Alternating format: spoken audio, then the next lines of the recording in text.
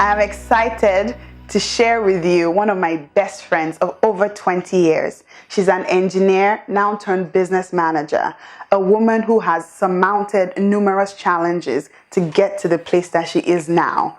Every single day, she inspires me to want more and not settle for less. I really am excited to share her with you. Stay tuned.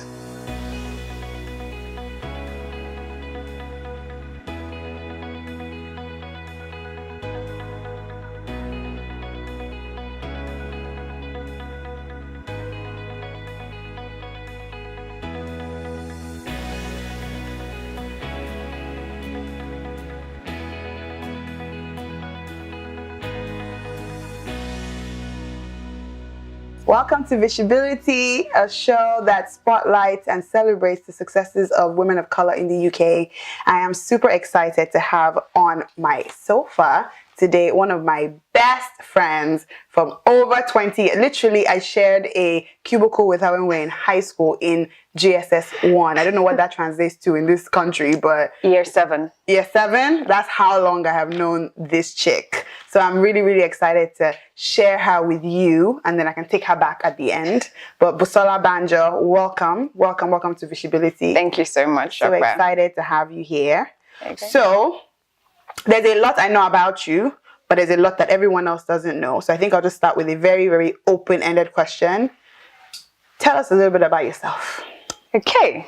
Thank you so much for having me here, first of all, by the way. It's a pleasure to be a part of this, and I definitely believe in your vision. So I'll answer your question now. So I am the third child of a family of 4 girls. I know no brothers at all. Okay. And growing up in my house was a little bit like being in a girls' hostel, which ironically, I spent 6 years of my life in a girls' school, and I was in a girls' hostel. But my family life was... My childhood was quite idyllic at the very beginning, but towards like when I was about 10, 11, my parents started having like really serious marital issues, and there was quite an acrimonious separation when I turned about 11 years old. Right. But at that point in time, I was already in boarding house, so I didn't really see the impact of the separation. It was just one of those things that I experienced. But part of that acrimony was that my mom basically had to start her life again from scratch, from about 44, 45, and trying to, because she relied, like typical traditional Nigerian woman, she relied a lot on my dad for finances, car, allowances, everything. Even her business was linked to his, and when they separated, he took everything back. Not that he didn't try his best, but I guess when with a marital situations, you really don't know what the real story is. But he, for whatever reason, decided to take everything back. My mom had to start from scratch, and I think seeing that happen, seeing what my mom had to go through, definitely spurred me on that one. I would never be that reliant on any man to do whatever I need to do in life. I would get a finger click for that. Okay. I would be very independent, for better or worse. And second of all, that I just wanted to do the best I can to make my mom proud, to make my family proud, to do anything I can for my family, because we've gone through a lot together. But I feel like it's almost like my responsibility, and I guess maybe that's part of my personality as well, that I just really want to do everything to make them proud. So those are sort of the driving factors, and I think that having that experience when I was about 10, 11, seeing that definitely shaped my mentality and my thinking a little bit. So I went to secondary school in Nigeria, and then I came to the UK for university. So at this point, your parents were not together? No, they were not. Okay. And my dad had sole responsibility. And was he still involved? And oh yeah, he was. So he had cut ties with my mother, but he was still definitely very involved in our lives, and he was still paying for our very expensive private secondary school in Nigeria. Shout out to Vivian Fowler Memorial College for Girls. Hello. I definitely appreciated the fact that he always tried the best to just send us to the best schools at every point in time, and he definitely wasn't scrimping and saving when it came to our education. Excellent. Which for a guy who had 4 daughters was incredible. Yeah. And that's something I definitely took away. And you would hear that it formed part of my decisions when I was going to different schools afterwards. So, but in this, just to cut in this period, you were, I've always known you as someone in the sciences. Is that something that was encouraged, when you were growing up in Nigeria?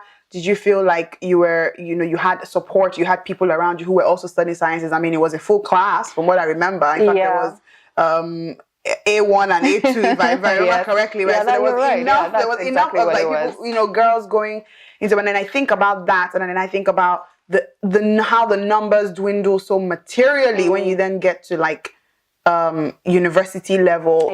What was that? What was it about sort of the sciences and your journey? Now you're now in the UK that appealed to you to kind of carry on that. Okay. So my dad is a doctor, or was a doctor, because he's semi-retired now.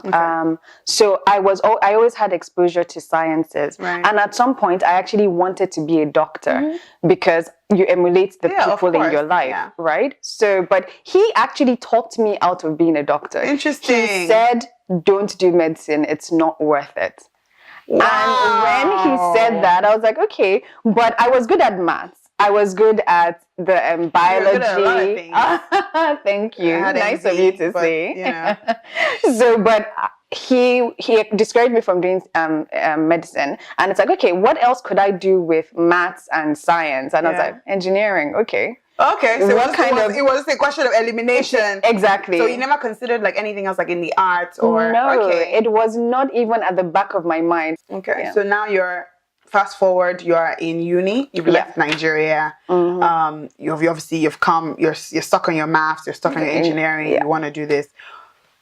Dad was still involved. What happened next? How did that all unfold? So, when I got to the UK, I was in Oxford for the first year, not Oxford University, but I was in the town of Oxford doing what was the foundation program instead of doing a 2-year A-level program, because my dad didn't want me to do 2 years of A-levels. So I was in I was in the foundation for 9 months, and then I was applying to university. So because I had 2 sisters before me and 1 sister after me, the way it had always worked in my house was my elder sister was always sort of like the guinea pig. Right. It's like, okay, whatever school she goes to, like this first secondary school she went to was actually a federal government school in Nigeria. It didn't work out, and then that's when she went to Vivian Fowler, and then everybody of us followed to Vivian Fowler. When she got to the UK, she went to the school in Oxford, and all of us went through the school in Oxford. When it came to university, she went to the University of Kent. My second sister went to the University of Kent. But when I was applying to university, I was like, I don't really want to go to Kent. Right. And I knew that, okay, so where I actually set my sights was the University of Nottingham. Right. I really wanted to go to Nottingham. At the time, I didn't know why, but there was just this affinity or connection that I had to Nottingham when I went to visit it.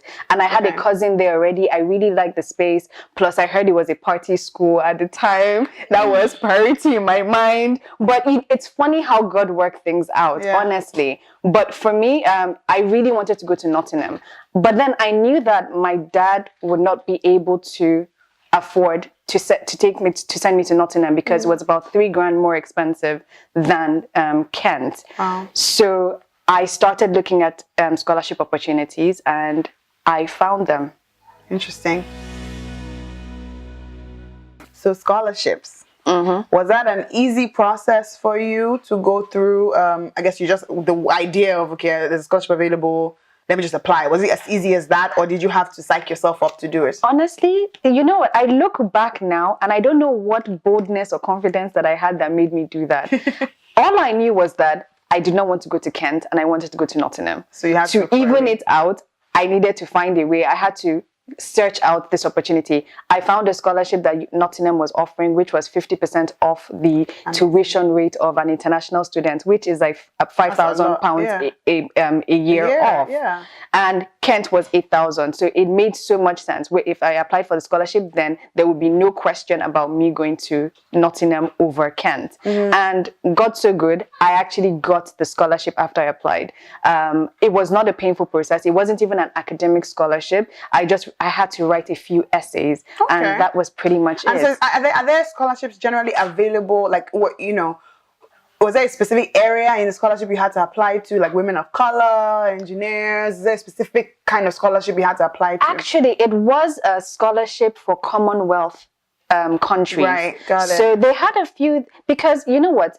There are so many rich people who want to give back. There are so many of them that have bursaries or foundations, or they give back to their alma maters.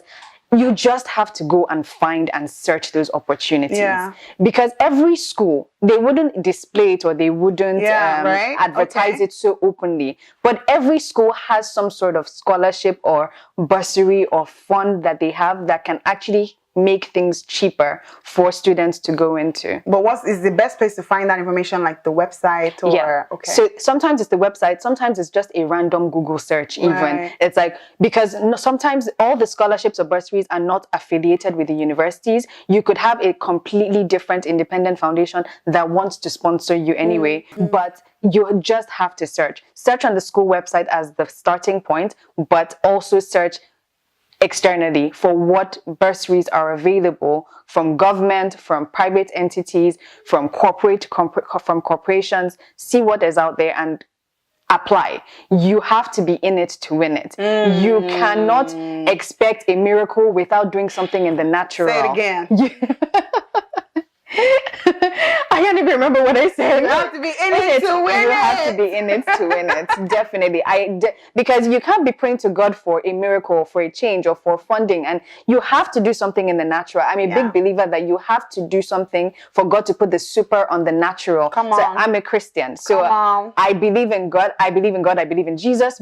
But I feel that there are principles that apply regardless of whether you are a Christian or a Muslim or an atheist. Yeah. If you apply those principles, they work. You have to be in the running for you to get the result. So look, like you lose nothing by looking. Yeah. Just search what opportunities are available. Can I just say that also, that money should never be a reason or a factor, I've learned in my life, for why you don't do certain things. Wow. When you take a step out and do it, somehow the resources will come together. But I mean, I know you say that, but I mean, what if you're struggling to just put food on your table, you're struggling for your next meal, and someone's telling you go to school, lofty projects that cost thousands of pounds. I mean, how on earth do someone get mentally challenged to just take that first step? You know, be afraid. It's okay to be afraid. And you can be completely scared, but just do it. I don't know how else to encourage you or strengthen people, but it's less about the mental. If you like turn off your brain and just go into automatic mode. I'll share a story now because when I was at university, when I went into Nottingham and I got in with a scholarship, my dad at that point in time was going through a lot of financial difficulty. He was no longer as well-to-do as he was before, and he couldn't afford my school fees or the school fees of my younger sister anymore. So the financial burden and responsibility fell on my mother. And I was in my second year. I remember in my second year, I was in the library and I was reading for an exam that I had no idea whether I was going to be allowed to write it because I had been suspended for school because I had not paid my school fees. And my mom was still going from in Nottingham. My mother was going from pillar to post, scrimping and putting her selling shares that she had together. Wow. And I knew that my mother was going through a lot, but I had to do my part, because just imagine that mental state that I was in. I was reading, I had to somehow find the ability or the strength to read for that exam, even though I didn't know whether in the next week it would be paid off. And I remember crying in the library and thinking, God, what's going to happen to me? I can look back now and I go, I don't know how, but I would say just turn off your brain mentally. Don't overthink it. Just act in faith. Just step out. And I promise you, it would be difficult, but things will get better. All you have to do is just go ahead. Just do it, like Nike. Just do it. Wow. Like, I'm stunned. Because I've known you for so long, but I also know, like, you're one who keeps a lot of things close to their chest, and you don't ever want to be a burden to anyone. And we're all in our different schools. I mean, I was in Lancaster, you were in Nottingham, Kike was in Liverpool, and that's our little threesome. And I just didn't know. It wasn't something that obviously I was shouting from the mountaintop, but it's definitely part of my story that I can share with you now, because I hope that it encourages somebody else somewhere who is not necessarily in a well-to-do family or in a comfortable situation, that you can go beyond your family's means. Don't let your family situation define who you are or what you can potentially achieve out of life. There are other people that can support you. People are wanting to give away money because they get tax benefits from giving away money as well, by the way.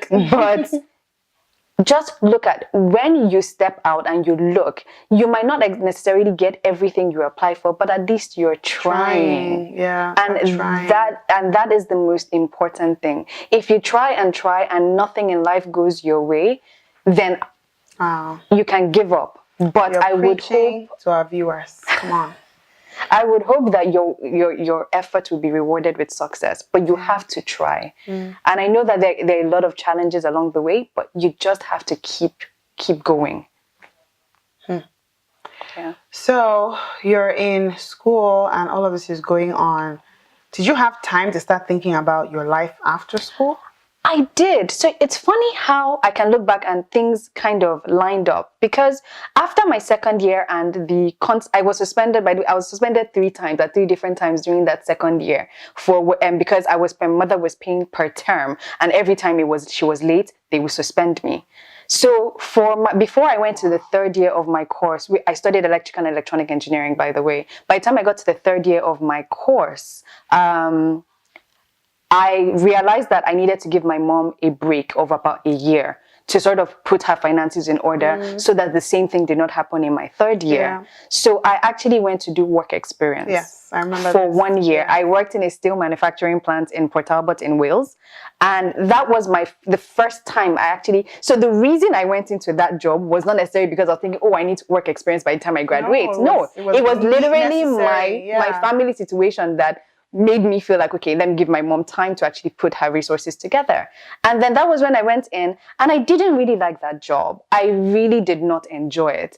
And I remember thinking, no, I definitely don't want to do industrial engineering. I definitely don't want to work in that space. I want a desk job. I want a job where maybe 50% of my time I'm spending on site or away from the office, but at some point I want to be at a desk in my own cubicle, in my own space, and work my way. What area of engineering were you focused on? Or were you just a generalist? I was a generalist. Okay. So the beauty about electrical and electronic engineering is that it's so broad, you can end up in practically any field. You can end up in manufacturing, industrial, construction, even in the business sector. You can end up in finance, investment banking, management consulting, because they like the way engineers think. So I was focused, but then in Nottingham, I had the mentality that because I studied engineering, I had to do engineering as a subject. So I was always my sphere of thinking was which engineering area or industry do I go to for my full-time job. So you talked about your work experience. You finished that. You went back to school. You graduated. How'd you go about getting your first role? What was your first role? How'd you go about getting it? Okay, so my first job after I finished from university was with this company called Arup, which is a building services consultancy firm. So basically, it was in the construction industry. We designed buildings and made them functional. So we ended up working with architects, structural engineers, mechanical engineers, all sorts of engineering specialists. I got this job by attending an engineering career fair that my department at university threw. Those things are immensely important. And the way you carry yourself, the way you talk to the attendees actually matters a lot, because they remember your name or they remember your profile for when you actually make the application to the company. And if they like you, they sort of fast track you through the process. And presumably, there are not many women of color in particular who are trying to catch their attention.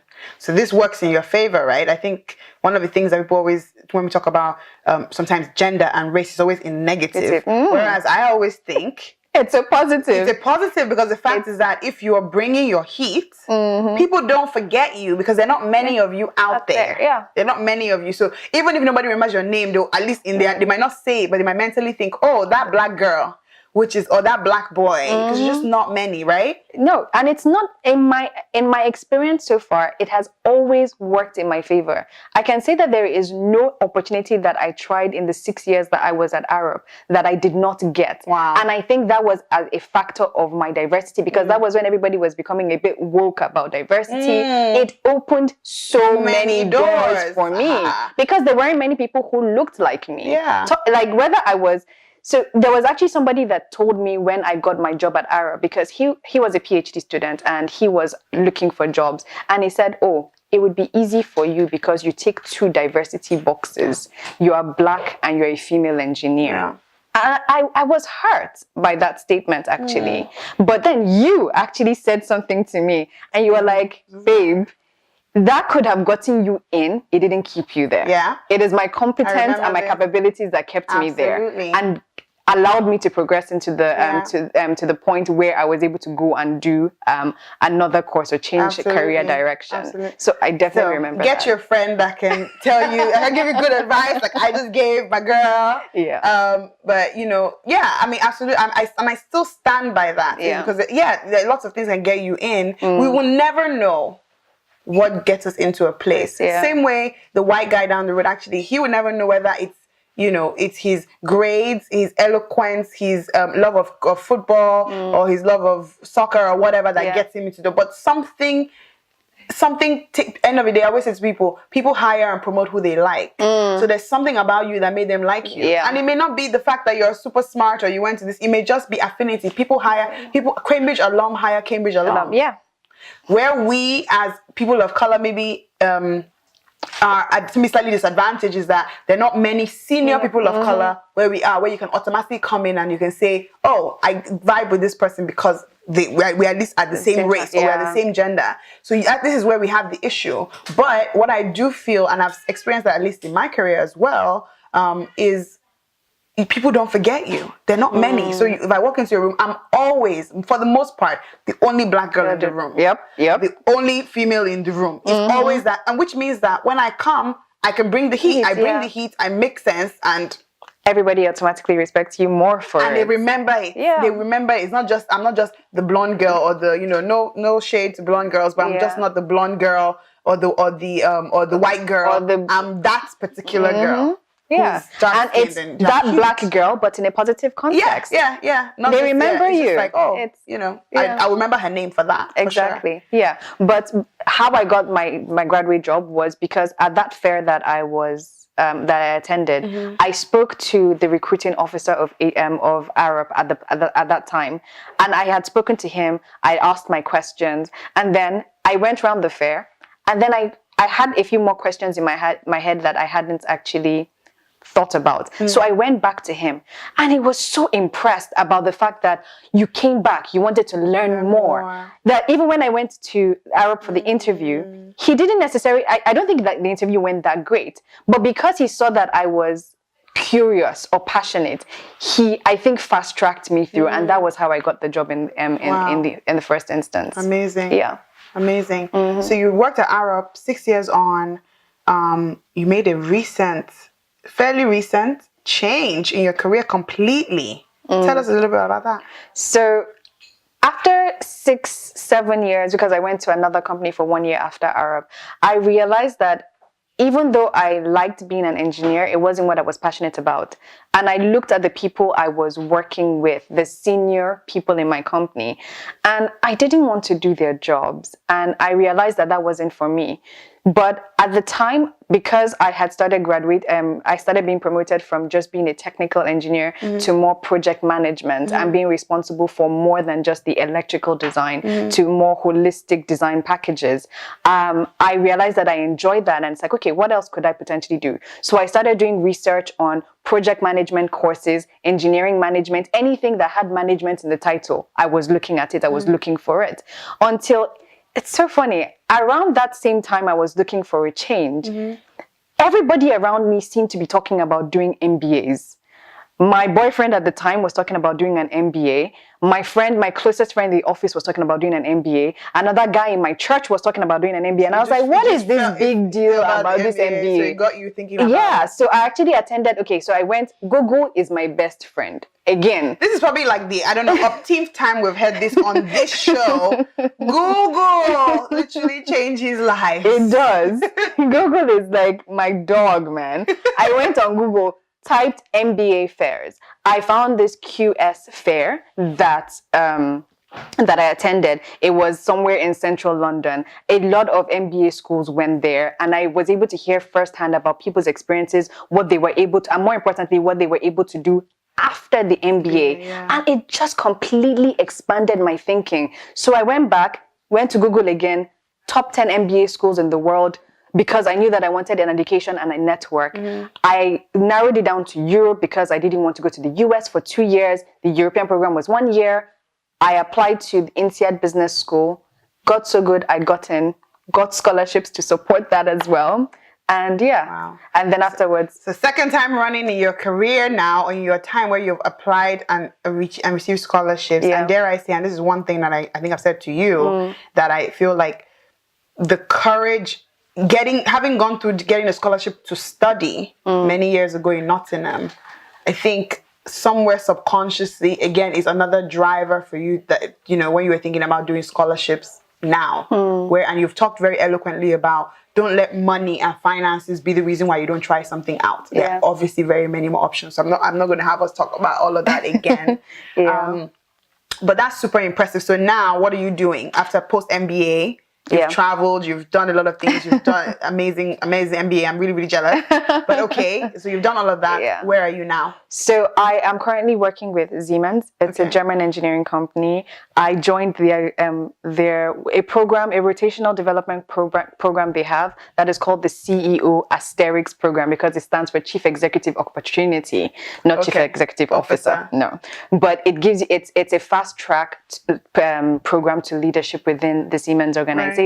Where over a 2-year period, I do 3 rotations. The first rotation I did in Zurich in Switzerland. The second I did in Berlin in Germany. And the third, I wanted to move closer to home. So I'm going to Newcastle in the UK now. Amazing. So the idea is that after these 3 rotations, I would get a full-time job and actually then start building using the network I've been able to build over the next 2 years to sort of propagate my career within the organization. And just thinking, I know you were very focused on maths and engineering and all of that from school. What other skills have you now had to bring to the fore now that you're now in the business side and you see that it's not all fluff? Definitely not. So I would say that the core of being technical, the maths and the sciences, was useful for a foundation, but it wasn't what was going to take me through to the next step. When I was doing my MBA, that was when I had my first economics class. It was shocking to me how little I knew about how the real world worked. And I remember thinking back, that comment I made earlier about art students, and I was like, I didn't even realize at the time that they knew more than I did, and I was feeling so much superior because I understood maths, right? But I definitely appreciated the fact that I started getting exposure to economics, to finance and accounting, and strategy, business development, execution, everything. So it was definitely a mind-opening experience for me. So phenomenal story. I really enjoyed our conversation. I've got to know more about you, even though I've known you for so long, and I feel like I'm getting to know more about you live on camera in front of everyone. But what I really want to know is what inspires you and keeps you going. I know you talked about the way things happen with your parents, kind of obviously being a huge motivating factor, but every day as you go along, what keeps you going to achieve more? I think for me, it's the fear of average, of just being a has-been or not making any sort of impact. I don't want to change the world, but I definitely want to live up to the potential that everybody keeps saying that I am. I don't want to be mediocre. I definitely want to do the best I can so that when I die, I go, I'm done. I finished. Exactly. Completely satisfied. I am trying to fight against being average. And it is not easy because default setting is to be just okay. Yeah. I have Average. to force myself. Everybody goes to school. We all want to get a exactly. 2.1 or 2.2 or just, Not doing I just more want to than do that. enough to get by. Yeah. Wow. Wow. That's amazing. Can you share a core value that you hold really dear, or 2 or 3 that you hold really dear, that you know has carried you through and will carry you through the next phase of your life? Okay. I would say humility, collaboration, integrity. And I know you to embody all of those 3 things. So I know for sure that it is definitely a core value. And just, what's next for you? So you've conquered the world of engineering, you're trying to conquer the world of business. What's next? You know, what's the next thing you're looking to do? You've been traveling around and now you're coming to join us back in this place. I know. I think what's next for me is trying to figure out so I know what the end goal is, or where I eventually want to get to, which is a position of leadership, of senior leadership in an organization. Wow, goals. Because I always try to achieve the most I can in any career I go to. Goals. From school, it was getting an A degree. Being an engineer, it was becoming a chartered engineer. Right. And now that I'm in the business sector, for me, I think it's going to being a CEO. Awesome. So I know the end goal, I just don't know how to get there. And I'm hoping that the next steps I take in getting different positions in different functions would do that for me. Our CEO, Busola, has kindly accepted and agreed for our viewers to get in touch with her, connect with her. So whether you are a woman in engineering who needs some support, whether you are a man in any field who just needs advice, she's super happy to help. Whether you're trying to get a scholarship to a school, you need some encouragement, she's really, really been gracious enough to open her heart and her hands to allow our viewers to get in touch. So our people can get in touch with you on my LinkedIn. Okay. I'm sure you'll put the handle down on the screen. Yeah. So yeah, please send me a message. Or when you connect with me, just put a short note to say you heard about me from viSHEbility, and I would add you and we can arrange for further conversations. Okay, so your handle is Busola Banjo. Busola Banjo, yes. Okay, yeah. Okay, so Busola Banjo, and we'll put the handle on the screen. And yeah, on that note, like, it's just been so exciting. I always do a wrap up, but in this one, I'm flawed by even what to wrap up with. I'm humbled to do life with you, really. I'm humbled to be able to share you with people so people can just know what I get to live with. This is who I get to call and cry about everything with. I'm so excited for you. You've taught us a lot, but most importantly, you've taught us about being mediocre and avoiding being mediocre, fighting hard against being mediocre and accepting the baseline. Yeah. We're all called for more and we really should go out and achieve it. Yeah. Yeah? Great. Thank you.